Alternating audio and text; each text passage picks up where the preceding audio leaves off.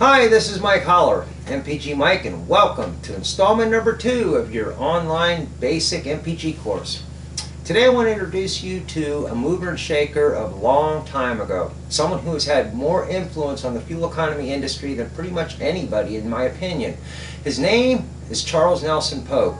Charles Pogue, back in 1936, drove a 1935 Ford with a flathead V8 over 200 miles on a single gallon of gas. Now, this is significant for a lot of reasons. Of course, the obvious. Wow, he did what? He did this in front of Ford Motor Company representatives. Ford Motor Company verified that he drove it over 200 miles on a single gallon of gas. Breen Motor Company also verified 200 miles plus on a single gallon of gas. Plus, there was an independent researcher, S. Stockholm. I have no idea what the S stands for, but thanks for asking. S. Stockholm. He also put his seal of endorsement on that. So here we have over 200 miles per gallon. Now, science today is a little bit more sophisticated than it was back in 1936. But in 1936, this was verified by the scientific standards of the day. Now, let's jump a little bit here and let's take a look at something that most people don't consider even when they study Charles Pogue. The oil industry. Well, everyone who studies Pogue believes the oil industry kind of shut him down. Well, conspiracy theories aside, let's look at some facts. That's what this training course is about, facts. Charles Pogue introduced a solution for the oil companies. Now, in the 1880s, oil companies would pump the crude oil out of the ground. From the crude oil, they would make practical, useful products like paraffin wax for candles. They would make kerosene for lamps and whatnot, and axle grease for the wagons. Gasoline was a waste product. 1880s, what do you use gasoline for? And they would literally dump it back down the hole from whence the crude oil came. Now we fast forward to the mid-1930s. Well, the demand for gasoline was higher than the demand for the other products. The oil companies were stockpiling kerosene, paraffin wax, axle grease, all these other products. They were just, trying to find places to put them so they could keep up with the gasoline demand. Here comes Charles Pogue, over 200 miles per gallon on gasoline. The oil companies were like, thank you, thank you. But what they didn't realize is that this story made front page in just about every major newspaper across North America.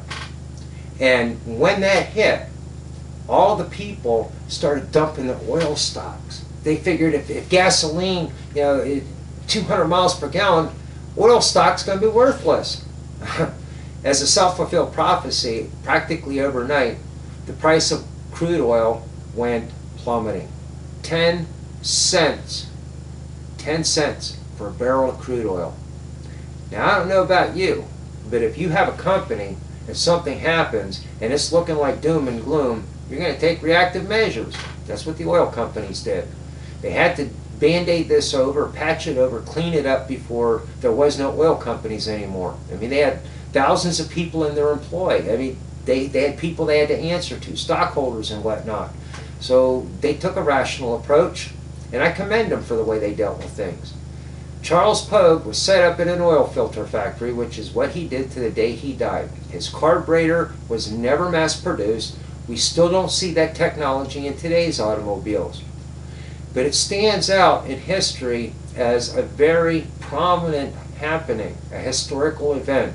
Because first of all, it showed us what really is possible, scientifically, chemically, the laws of physics, natural laws. What can we do? Well, Charles Pogue got over 200 miles per gallon obeying the laws of science. But it also showed us some political things. Now, whether I can double or triple or quadruple the mileage on a vehicle is irrelevant, because most people wouldn't believe it anyways. And in reality, it might do more harm than good.